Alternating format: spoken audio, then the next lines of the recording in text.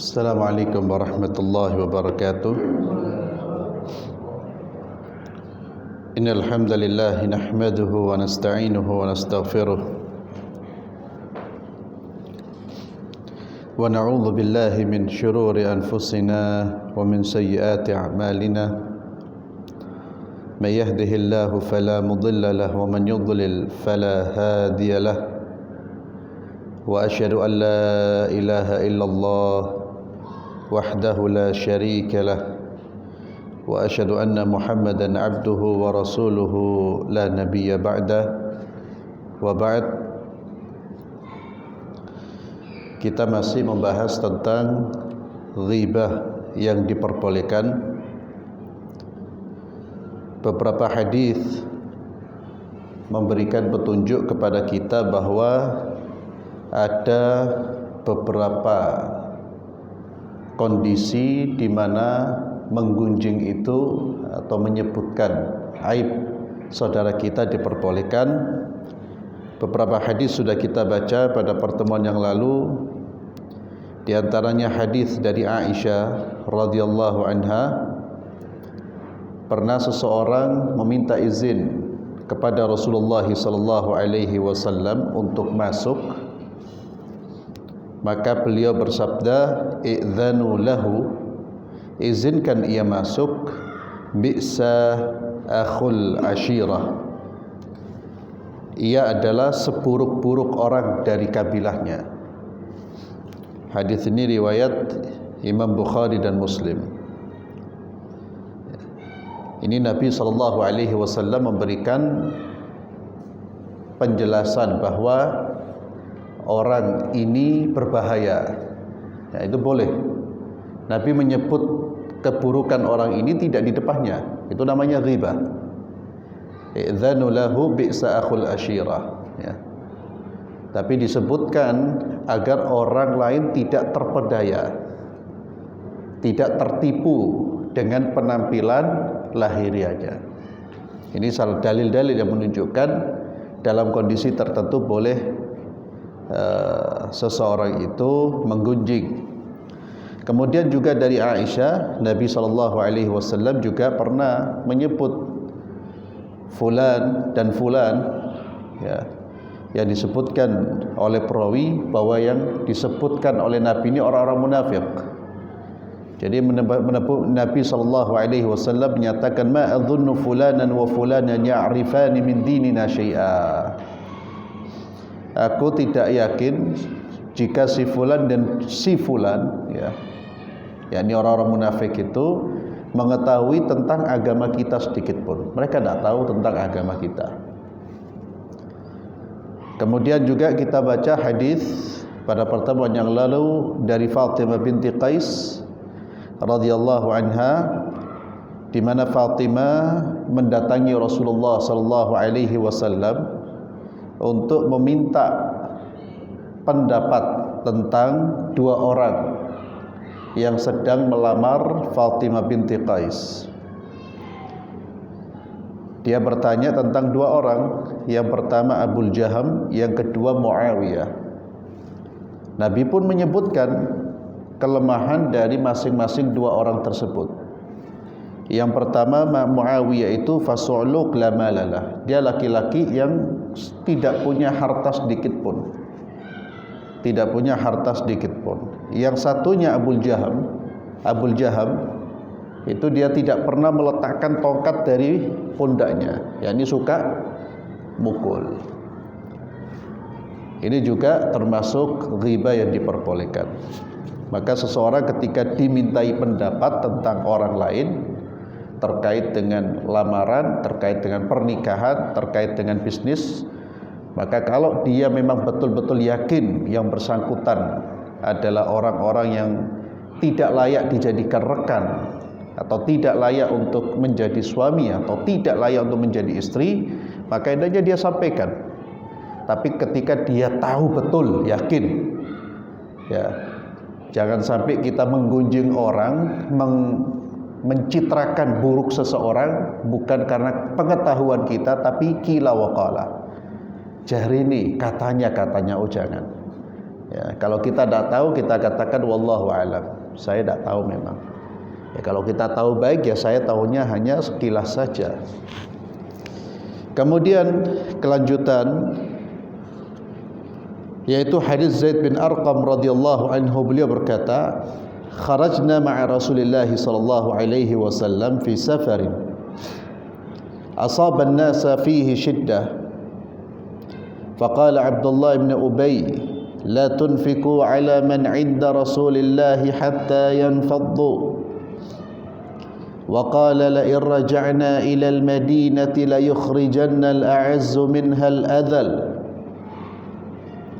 فأتيت رسول الله صلى الله عليه وسلم فأخبرته بذلك فأرسل إلى عبد الله بن أبي فاجتهد يمينه ما فعل فقالوا كذب زيد رسول الله صلى الله عليه وسلم فوقع في نفسي مما قالوه شدة حتى أنزل الله تعالى تصديقي إذا جاءك المنافقون إلى آخر الآية ثم دعاهم النبي صلى الله عليه وسلم ليستغفر لهم فلووا رؤوسهم.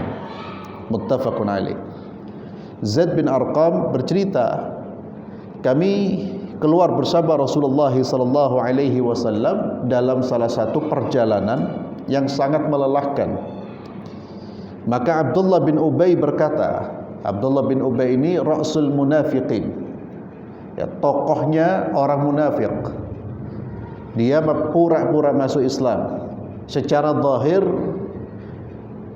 dia menyatakan dirinya sebagai seorang muslim, tapi batinnya benci dengan Islam. Karena batinnya sudah diungkap oleh Allah dan Rasulnya. Dan orang yang batinnya benci dengan Islam itu nanti akan terlihat dari ucapannya, perilakunya. Kalau dia penguasa kebijakan-kebijakannya, itu nanti akan terlihat. Dari perjalanan hidupnya itu nanti akan terlihat. Abdullah bin Ubay ini justru memprovokasi para sahabat. Dia mengatakan, jangan kalian menginfakkan harta kepada orang-orang di sekeliling Rasul sampai mereka meninggalkan dan berpaling darinya. Jangan dibantu itu orang-orang yang di sekeliling Rasul, ya, di sahabat-sahabat itu jangan dibantu. Biar mereka lari dari Nabi, lari dari Rasul. Dan dia juga mengatakan, jika kami kembali ke Madinah, niscaya yang lebih mulia akan mengusir yang hina. Yang dia maksud yang hina itu adalah para sahabat Rasulullah dan para sahabat. Ya, ini orang munafik. Jadi secara zahir dia menyatakan dirinya muslim, ya seperti orang muslim, tapi seperti ini. Dia justru mengajak orang untuk memerangi Islam. Ya. Ini munafik. Dan ra'sul munafiqin, dia tokohnya orang-orang munafik. Zaid bin Arqam ketika mendengar perkataan-perkataan Abdullah bin Ubay, Zaid bin Arqam pun mendatangi Rasulullah sallallahu alaihi wasallam dan dia menceritakan apa yang diucapkan oleh Zaid bin Arqam, apa yang diucapkan oleh Abdullah ibn Ubay. Ketika Zaid menceritakan kepada Abdullah bin kepada Rasulullah sallallahu alaihi wasallam, Abdullah bin Ubay ini datang kepada Nabi dan bersumpah berkali-kali bahwa dia tidak pernah mengucapkan kalimat tersebut dan dia mampu meyakinkan Rasulullah. Ya, itu jahatnya orang munafik dan berbahayanya orang munafik.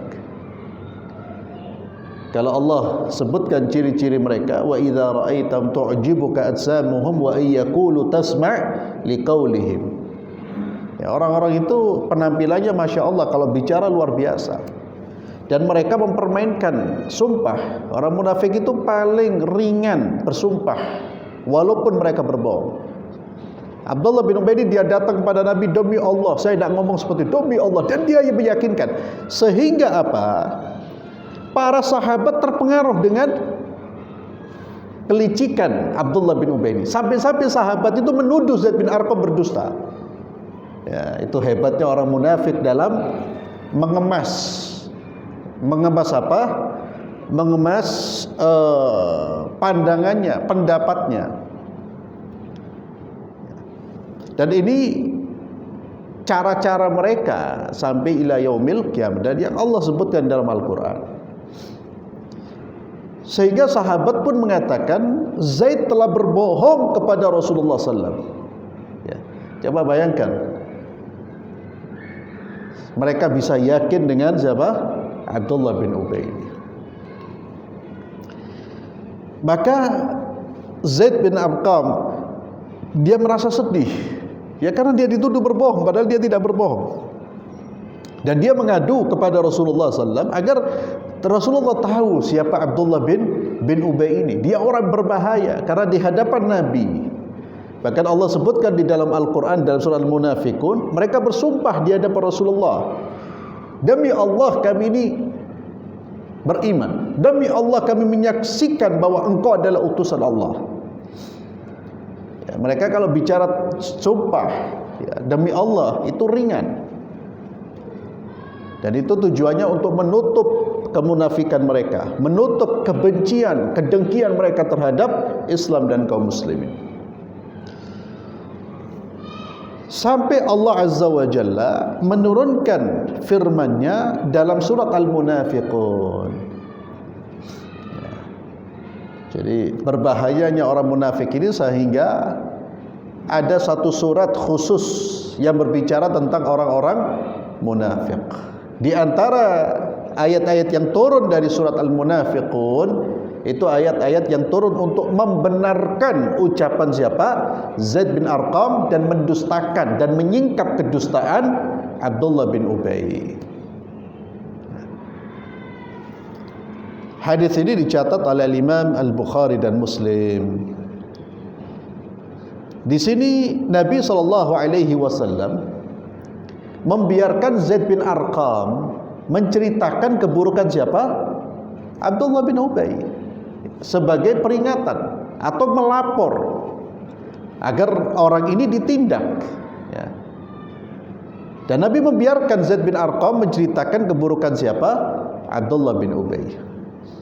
Ini termasuk ghibah yang diperbolehkan. Maka diperbolehkan mengungkap rahasia orang-orang munafik dan orang-orang yang suka mengkhianati janji, dan itu tidak termasuk ghibah yang diharamkan. Kemudian dari Aisyah radhiyallahu anha, beliau berkata, qalat Hindun imra'atu Abi Sufyan.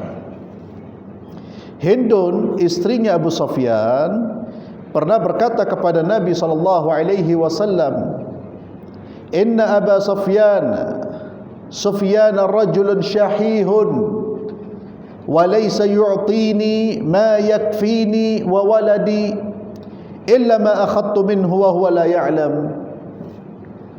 Qala khudhi ma yakfiki wa waladaki bil ma'ruf." Muttafaqun alaih.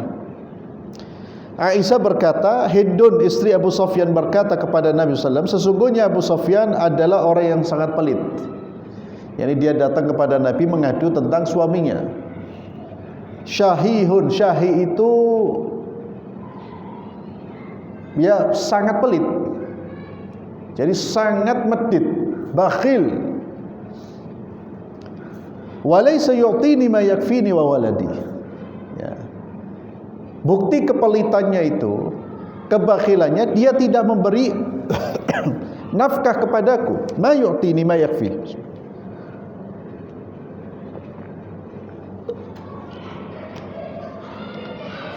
Dia tidak memberikan nafkah yang mencukupi aku dan anakku. Padahal dia ada uang, bukan ada uang. Ya. Bahkan untuk kebutuhan pokok istri dan anaknya saja tidak dipenuhi. Illa ma akhadtu minhu wa huwa la ya'lam. Ya Rasulullah, saya bisa mencukupi aku dan anakku dari uang yang saya ambil diam-diam. Dia tidak tahu ya Rasulullah. Boleh apa enggak ya Rasulullah? Maka Nabi SAW menjawab, khudhi ma yakfiki wa waladaki bil ma'ruf. Kata Nabi, ambillah apa yang mencukupimu dan anakmu dengan cara yang ma'ruf, artinya yang wajar. Hadis riwayat Imam Bukhari dan Muslim. Maka hadis ini memberikan penjelasan kepada kita diperbolehkan ghibah, ya, mengungkap kekurangan, mengungkap aib salah seorang, ya, baik dia suami atau istri, ketika istifta, ketika meminta fatwa. Dia akan meminta fatwa. Bagaimana hukum saya mengambil uang suami saya? Kenapa? Karena dia sangat pelit ya Rasulullah. Dia menjelaskan alasannya. Dia tidak memberi saya uang yang cukup, ya, untuk mencukupi kebutuhan pokok saya. Kebutuhan pokok dan kebutuhan saya dan anak saya tidak tercukupi. Bolehkah saya mengambil ya Rasulullah dengan diam-diam? Maka di sini Hindun menyampaikan kepada Nabi kekurangan siapa?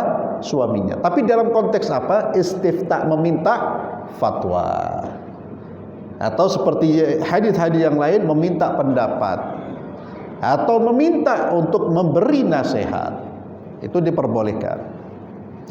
Namun seperti yang disampaikan oleh Imam Nawawi, jikalau ada satu kasus, ya, tentang seseorang dan namanya bisa ditutup atau namanya bisa disembunyikan, itu lebih baik. Itu jauh lebih baik, ya. Umpamanya dia juga bisa bercerita, umpamanya seorang bercerita, dia bercerita tentang rumah tangganya tapi tidak dia ungkap identitasnya. Ustaz, ini ada satu rumah tangga seperti ini, ya. Itu jauh lebih baik, lebih menjaga kerahasiaan sesuatu yang ada di dalam rumah tangga. Tapi kalau memang dia harus nyebut, dia harus menyampaikan, ya, jadi tidak ada masalah seperti yang di dalam hadis Hindun ini. Kemudian hadis ini menunjukkan bahwa suami itu wajib memberi nafkah kepada istri dan anak-anaknya. Berapa ukurannya? Tidak ada ukuran. Yang wajib itu adalah terpenuhi kebutuhan pokok tok. Di luar kebutuhan pokok suami tidak punya kewajiban.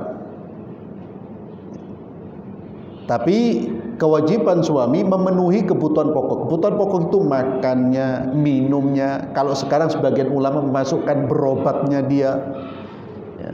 Termasuk anak, kebutuhan pokoknya apa? Oh, biaya ini dan itu. Di luar itu tidak ada kewajiban. Maka kalau istri seandainya dia tidak mendapatkan nafkah wajibnya dan suami ada uang, bukan tidak ada uang, maka dia boleh mengambil.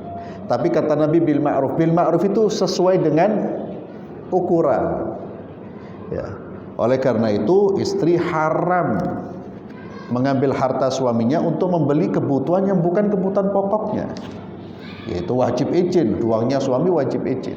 Haram dia mengambil uang yang itu bukan termasuk kebutuhan pokok anaknya, ya. Kalau seandainya umpamanya suami tidak memberi, ya dia harus nurut, sudah. Mau diapakan lagi? Ya dapat suami seperti ya sudah, apa adanya, ya. Kalau umpamanya tidak boleh kemudian berdasarkan hadis ini lalu ngambil seenaknya, ya. Ini konteksnya karena Abu Sufyan tidak mencukupi kebutuhan pokoknya. Adapun beli HP umpamanya, beli sepatu, beli tas, itu bukan kebutuhan pokok. Itu tergantung kerelaan, ya. Tergantung kerelaan suami, dia mau memberi apa tidak. Ikhwani fillah azallahu wa iyyakum, itu hadis-hadis yang berbicara tentang ghibah, ya. Dimulai dari haramnya ghibah, kemudian ghibah termasuk dosa besar, lalu ada pengecualian, menghibah itu diperbolehkan. Kita masuk pada bab selanjutnya, haramnya mengadu domba. Ini masih berkaitan dengan larangan-larangan yang berkaitan dengan lisan, ya. Salah satu dosa lisan itu adalah adu domba. Mengadu domba. Jadi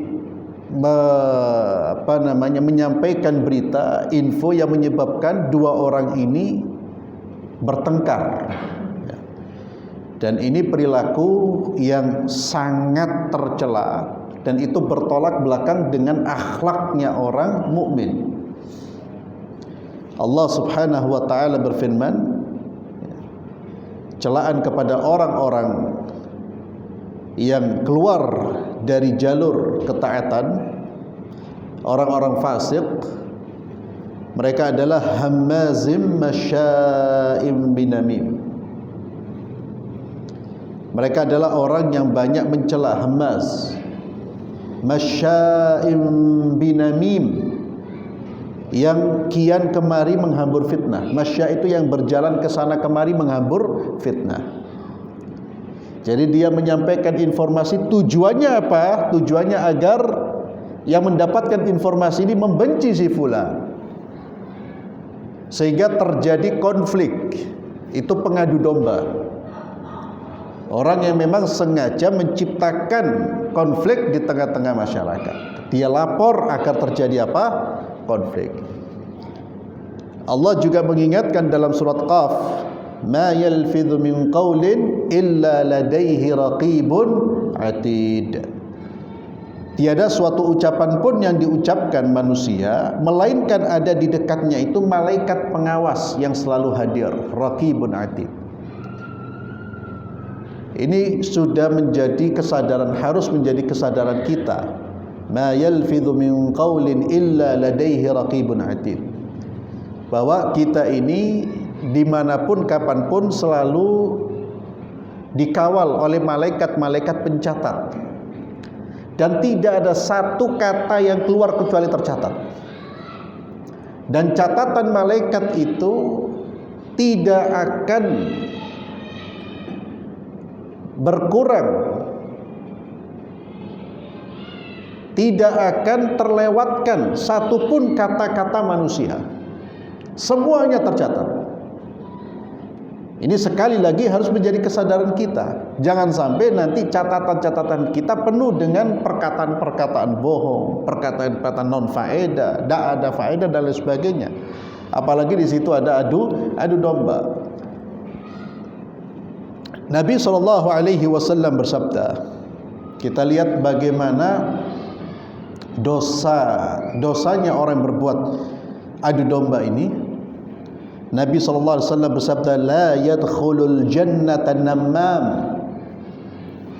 Kata Nabi, tidak akan masuk syurga tukang fitnah atau tukang adu domba, nammam, namimah. Ini kalimat yang tegas, lugas. La yadkhulul jannah. Kata-kata tidak masuk syurga ini, jikalau dia orang yang menghalalkan perbuatan adu domba. Artinya menghalalkan itu, dia mengatakan adu domba itu halal kok, boleh, maka orang ini murtad. Karena dia menghalalkan apa yang diharamkan oleh Allah. Siapapun yang menghalalkan apa yang diharamkan oleh Allah dengan pengetahuan dia tahu ini haram, dia tahu. Tapi dia kemudian dia tentang, dia lawan, dia mengatakan tidak, ini halal, maka orang seperti ini murtad. Dan ini ijma', kesepakatan para ulama. Namun kalau dia melakukan perbuatan adu domba dengan kesadaran ini perbuatan dosa, tapi karena hawa nafsunya dia mengikuti hawa nafsunya, kecenderungan nafsu buruknya, maka orang seperti ini masih dianggap sebagai orang muslim, tapi dia termasuk orang yang melakukan dosa besar, dan dia akan disiksa dulu di neraka, dibersihkan di neraka, kemudian baru dimasukkan ke dalam syurga. Maka kata-kata la yadkhulul jannah, tidak masuk syurga, itu ada dua kemungkinan. Tidak masuk sama sekali, yakni dia kekal di neraka, itu bagi orang yang menghalalkan perbuatan namimah. Dia menganggap namimah itu boleh. Yang kedua, la yadkhulul jannah di sini adalah dia tidak masuk surga dulu. Dia siksa di neraka terlebih dahulu, baru kemudian dimasukkan ke dalam surga. Itu bagi orang muslim yang melakukan adu domba dengan kesadaran ini dosa. Karena orang berbuat dosa itu ada dua kemungkinan. Ada orang berbuat dosa dengan menghalalkan, dia menganggap ini halal. Ada orang berbuat dosa dengan kesadaran bahwa ini dosa, ya. Maka orang yang menyadari ini dosa, dia tidak keluar dari Islam. Dia tetap sebagai seorang muslim, tapi dia melakukan dosa besar, terancam dengan api neraka. Kalau dia dimasukkan ke dalam neraka, dibersihkan dulu dosanya, baru kemudian dipindahkan ke surga. Karena prinsip Ahlus Sunnah wal Jamaah meyakini bahwa orang muslim yang tidak membatalkan syahadatnya, tidak murtad, baik dengan ucapan, perbuatan, maka dia pasti masuk surga, ya, pasti masuk surga. Kapan masuknya? Ya, kalau dia pelaku dosa besar tidak diampuni oleh Allah, ya dia disiksa terlebih dahulu. Masuknya setelah dia disiksa di api neraka. Nas'alullah al-afiyah wassalamah. Kemudian dari Abdullah bin Abbas radhiyallahu anhuma,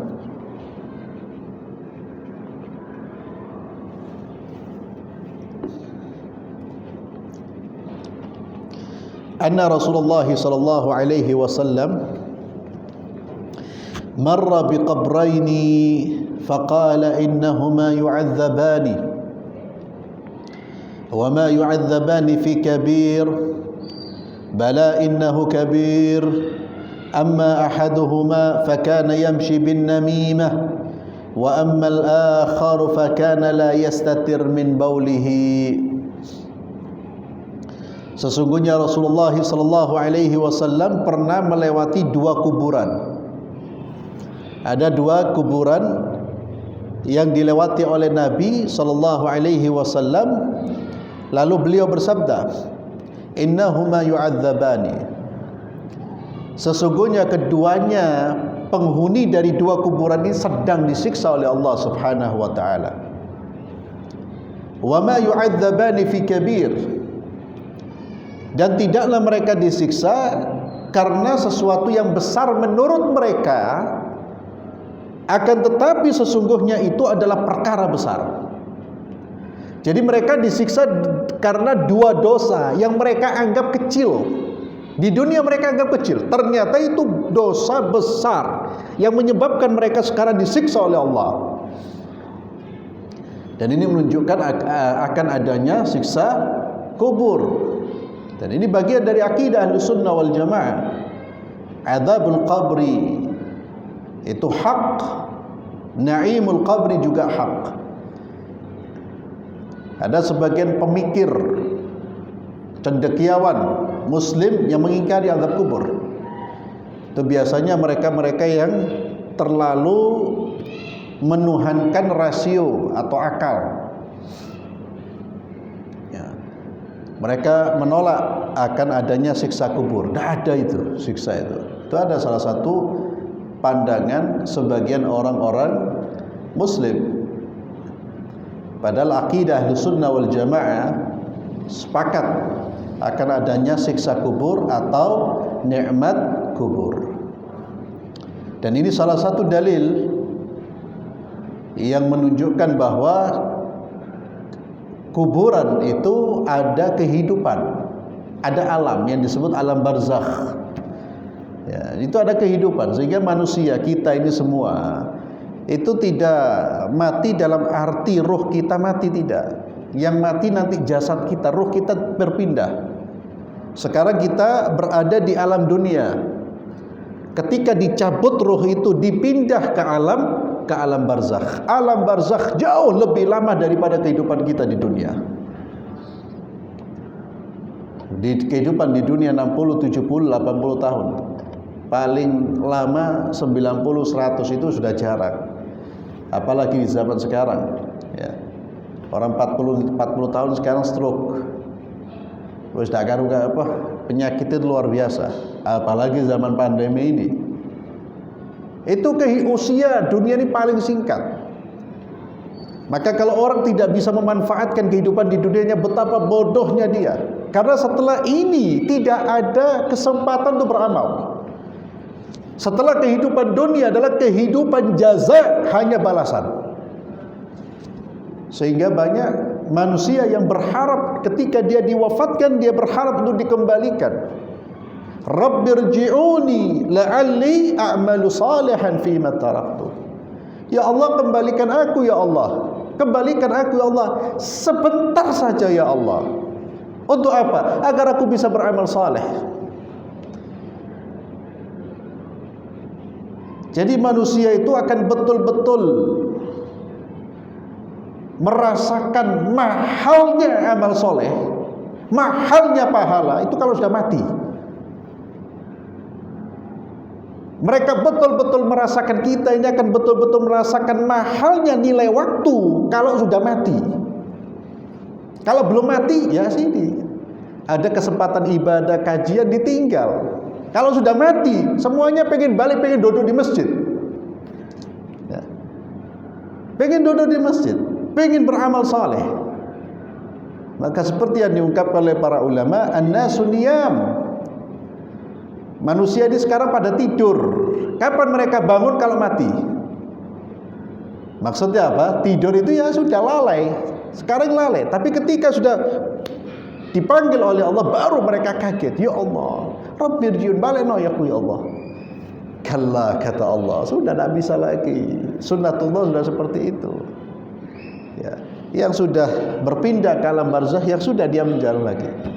Maka Al-Kayyis, orang cerdas itu orang yang di dalam menjalani kehidupan itu dia betul-betul sangat pelit dengan waktunya.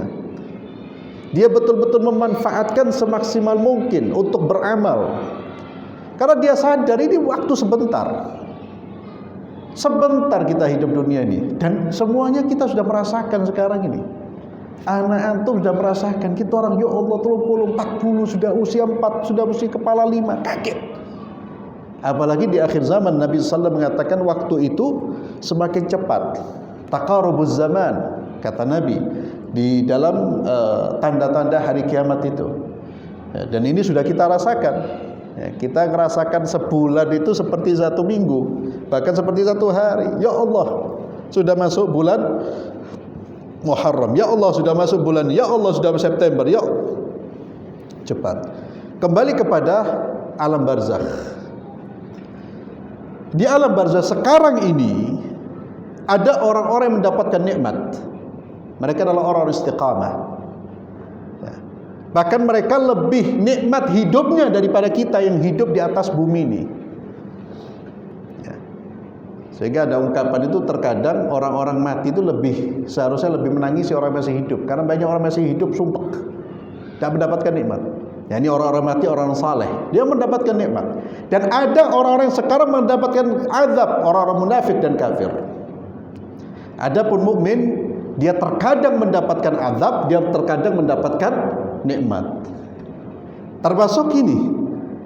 Orang ini pada saat Nabi masuk, Allah memperdengarkan, dan sengaja Allah tidak memperdengarkan untuk semua manusia.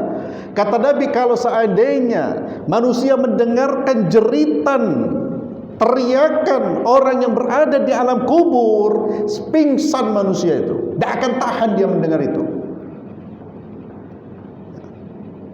Coba bisa kita bayangkan pedihnya siksa dan kerasnya siksa. Orang kalau diperdengarkan sama Allah, itu hikmah. Kenapa alam barzakh itu ditutup dari penjangkauan indera kita?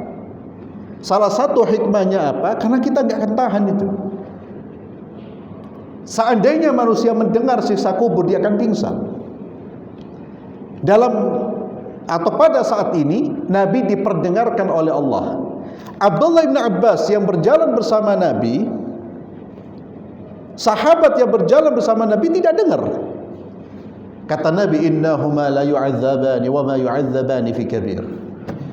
Keduanya ini sedang disiksa dalam perkara yang mereka anggap kecil, tapi ternyata besar di sisi Allah. Perkara apa itu? Amma ahaduhuma fakana yamshi bin namimah. Yang satu dosanya dia sehingga dia mendapatkan siksa kubur ini, dia suka menyebar ucapan, informasi yang menyebabkan terjadinya konflik. Atau dengan kata lain, dia adalah orang yang berjalan untuk sebagai pengadu domba.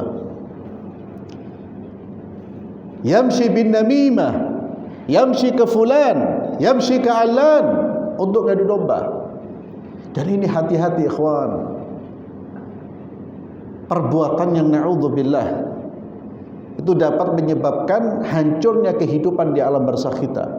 Ingat, kita masih punya kehidupan kita ini panjang. Dari rentetan perjalanan hidup, sekali lagi, yang paling pendek itu kehidupan kita di dunia. Di alam rahim, sebelum alam rahim, dunia, alam barzakh, kemudian sampai dibangkitkan. Coba antum bisa bayangkan kehidupan manusia di alam barzakh yang meninggal sejak zaman Nabi Adam. Atau mungkin kita bayangkan jid-jid kita, sudah berapa puluh tahun mereka hidup. Hidup loh ya. Karena ruh mereka hidup di alam barzakh, di luar alam kita. Dan kehidupan mereka bukan kehidupan untuk beramal, sudah selesai sudah. Namun mereka bisa mendapatkan pahala sebagaimana sabda Nabi SAW dari doa kita.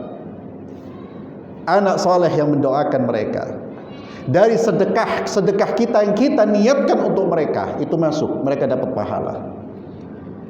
Dari wakaf mereka ketika mereka hidup, mereka mewakafkan hartanya di jalan Allah, wakaf itu akan melahirkan pahala bagi mereka ketika dia wafat. Ilmu yang diajarkan itu juga akan melahirkan pahala bagi mereka. Sebagaimana dalam hadis-hadis Nabi SAW yang menyebutkan tentang amalan-amalan yang bisa mendatangkan pahala bagi seorang sekalipun dia sudah wafat. Jadi yang satu disiksa oleh Allah Azza wa Jalla karena apa? Suka mengadu domba. Jadi dia menyebarkan informasi atau menyampaikan berita, tujuannya apa? Agar si fulan dan si alan bertengkar. Si A dan si B ini bertengkar. Wa ammal akhar, yang satunya, fakana la yastatir min baulihi. Yang satunya karena ia tidak yastatir. Ya, yastatir itu bisa dia tidak menutup dirinya ketika buang air kecil, yakni dia memperlihatkan auratnya. Atau di dalam riwayat yang lain, dia tidak bersuci ketika buang air kecil. Jadi ketika buang air kecil, setelah buang air kecil seperti orang-orang kafir, dia tidak bersuci. Ya. Dan ini dilakukan oleh saudara-saudara kita orang-orang muslim sekarang. Coba tuh lihat, banyak orang di pinggir-pinggir rembong itu. Dan itu salah satu dosa yang paling banyak mendatangkan siksa bagi penghuni kubur. Salah satunya masalah kencing, kata Nabi SAW.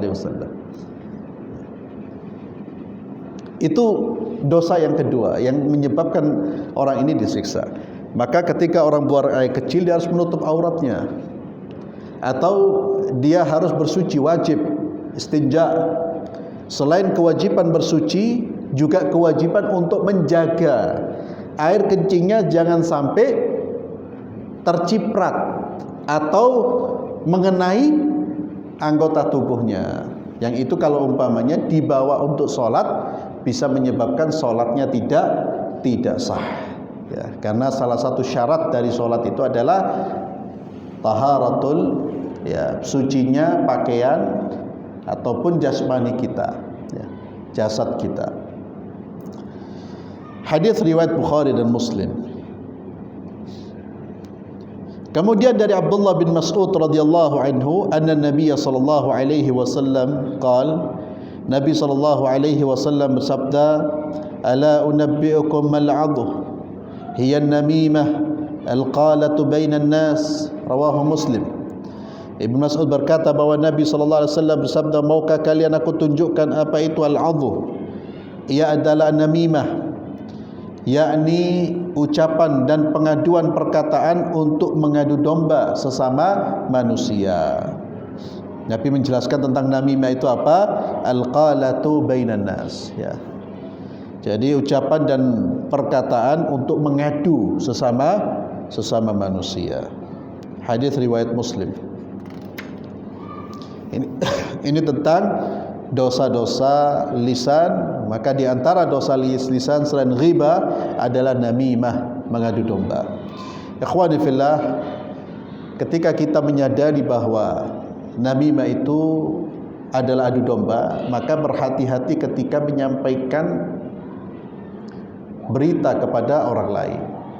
Ya, kita harus menjaga niat kita apa. Ya.